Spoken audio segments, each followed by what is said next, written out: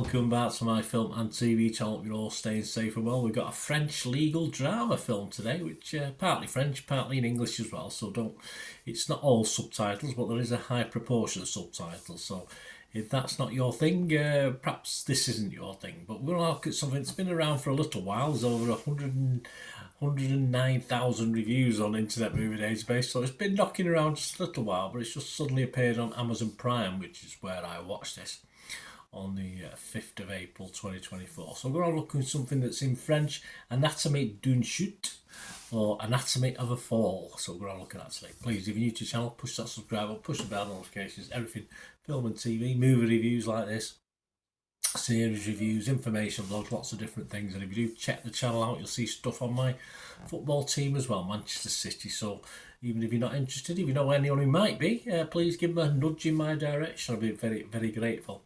But this is film and TV today, and Anatomy of a Fall, we'll call it by its English name because I've probably mispronounced the French version. 15 certificate, just over 2.5 hours, and it was okay for the main part of that, but I did find the last third of the film perhaps a little bit draggy, certainly for me anyway, compared to the first couple of thirds of the film.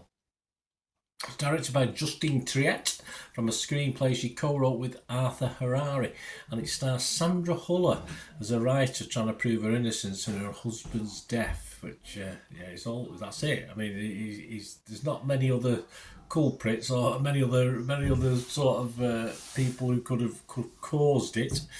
But that's the whole point of this film. It also stars Swan Arlett, Milo Machado Grainer, Antoine Renarts, Samuel Theiss, Jenny Beth, Sadia Bentiabe, Camille Rutherford, Anne Rotger, and Sophie Filez. So have I pronounced all them right? If I haven't, my apologies. It was released in France on the 23rd of August 2023. So as I say, this is the first time I've seen it on certainly on Amazon Prime anyway, I think. And that brings in my little thoughts on this. I'll give you all the scores on it, but I'll just go through my thoughts first on this. I mean, what I really liked about this is not just a quite intriguing story initially, but the scenes inside the French courtroom, which is like a theatre in itself. I don't know how realistic it is to real French courts, I'm not too sure, but I did find it fascinating. I'm so used to US stuff and British stuff, but it's just a good watch. It's like a theatre. It's like a mini theatre in itself. I mean, you think ours, the British one with wigs, etc. I mean, the French one, probably more so. There's a large proportion of subtitles, so if you don't like that, this probably won't be your thing. What I don't like, that's what I really like, but what I don't like is the fact we have to make certain assumptions ourselves at the end of the film.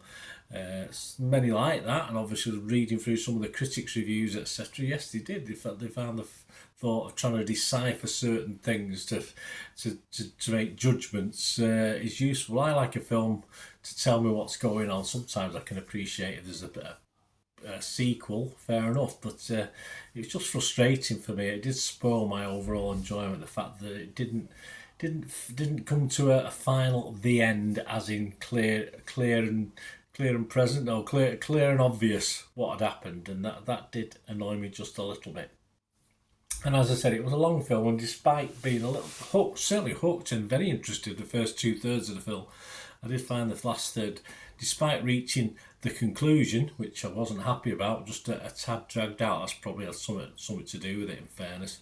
An excellent cast. The youngster Milo Machado Grainer does a very good job, as well as his screamer, of course, Sandra Huller. A bit one-dimensional at times, I thought, but they did an okay job. So despite disappointing them for me, as I said, I thought it was very watchable overall the thing for most of its runtime. So I'm not going to be too down on it. I'll be fresh on Rotten Tomatoes. I'll be positive on Metacritic, and I'm going to give it a 6.5 out of 10, which is fine, but it may have got a 7.5 if things had gone better.